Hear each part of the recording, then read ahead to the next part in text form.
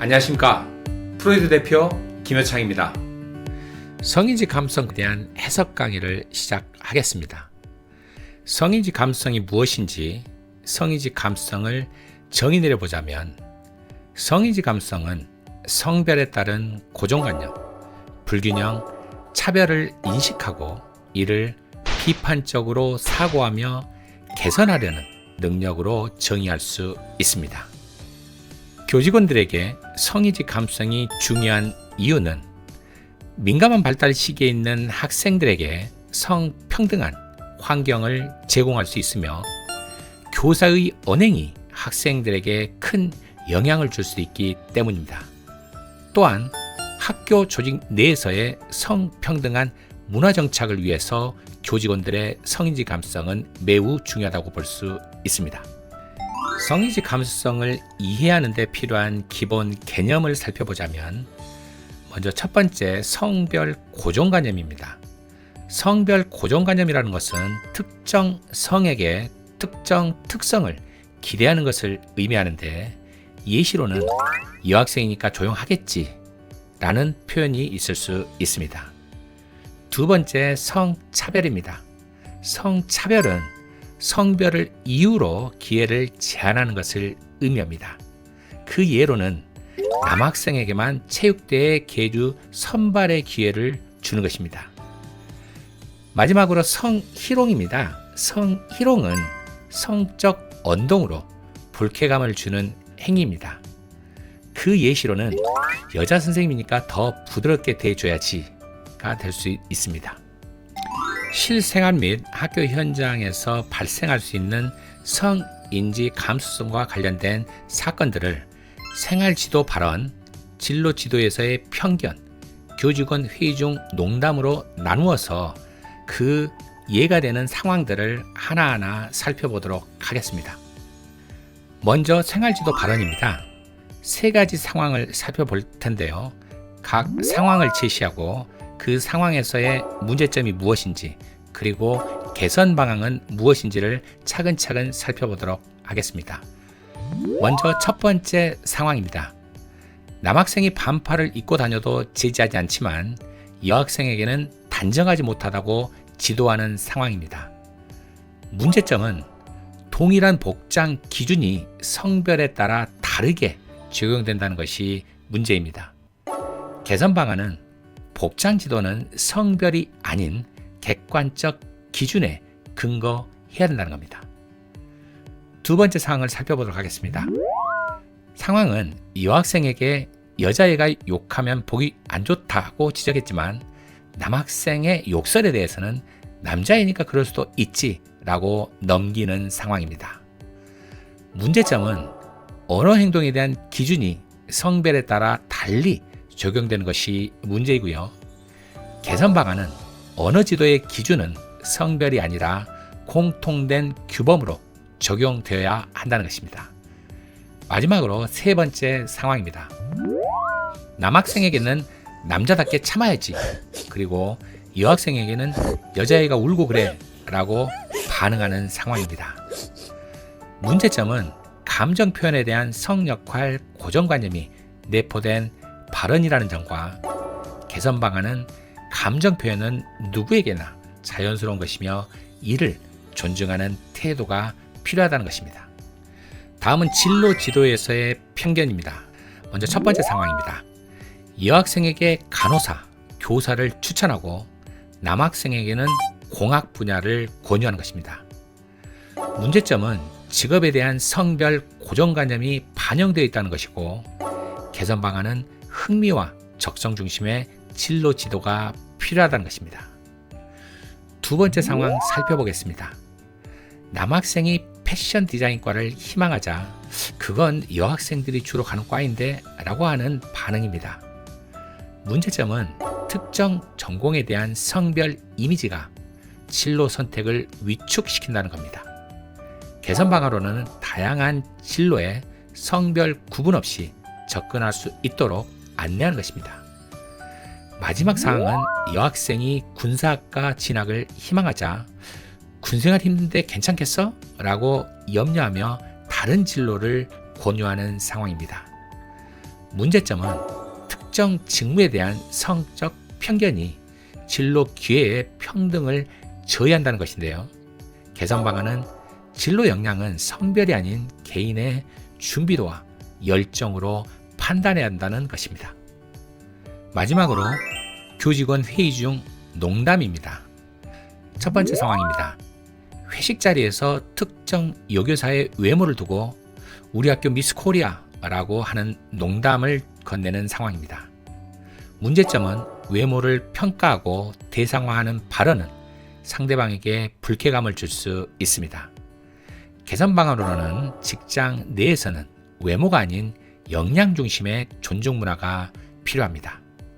두 번째 상황입니다. 남교사가 학급 분위기를 잘 잡는 여교사에게 역시 여자 선생님은 말도 잘 들어요 라고 말하는 상황입니다. 문제점은 여성 교사의 리더십을 성별 특성으로 축소 해석한다는 것이 문제입니다. 개선 방안을 살펴보자면 성별과 무관하게 전문성과 소통 능력을 인정하는 태도가 필요합니다. 마지막 상황입니다. 여교사가 부장으로 임명되자 여자가 조직을 이끌 수 있을까? 라는 농담성 발언입니다. 문제점은 성별에 따른 리더십 능력을 평가절하는 편견이 내포되어 있다는 것입니다. 개선 방안으로는 구성원의 리더십은 성별이 아닌 경험과 역량으로 평가되어야 한다는 것입니다. 성인지 감수성 수준에 대한 자가 진단을 한번 실시해 보도록 하겠습니다. 다음 표현 중에 성인지 감수성이 낮은 발언은 어떤 발언일지 한번 생각해 보시기 바랍니다. 첫 번째는 이건 무거우니까 남학생들이 들어. 두 번째는 자신의 흥미에 맞게 진로를 탐색해 보자. 세 번째는 여자 선생님은 그런 역할이 더 잘 어울려요. 이 세 가지 발언 중에 성인지 감수성에 문제가 있는 발언은 어떤 발언일까요? 첫 번째와 세 번째가 성인지 감수성이 낮은 발언에 해당됩니다. 성인지 감수성 향상을 위한 실천 방안에 대해서 살펴보도록 하겠습니다. 첫 번째, 수업 자료 활동에서 성 역할 고정관념을 점검해 보는 것입니다. 두 번째는 생활지도의 언어 기준에서 성 중립적 접근을 취하는 것입니다. 세 번째는 교직원 간 회의 행정에서 성평등을 배려하는 것입니다. 네 번째는 연 1회 이상 성인지 감수성 교육을 실시하는 것이고, 마지막으로는 학생 참여 프로그램 진행 시 젠더 관점을 반영하는 것입니다. 성인지 감수성 향상을 위한 실천 방안에 대해 구체적으로 살펴보도록 하겠습니다. 먼저 첫 번째, 수업 자료 및 활동에서 성역할 고정관념을 점검해 보는 것입니다. 즉, 교과서, 보조자료, 동영상, 예시인물 선정을 할 때 성별을 다양하게 고려하는 것입니다.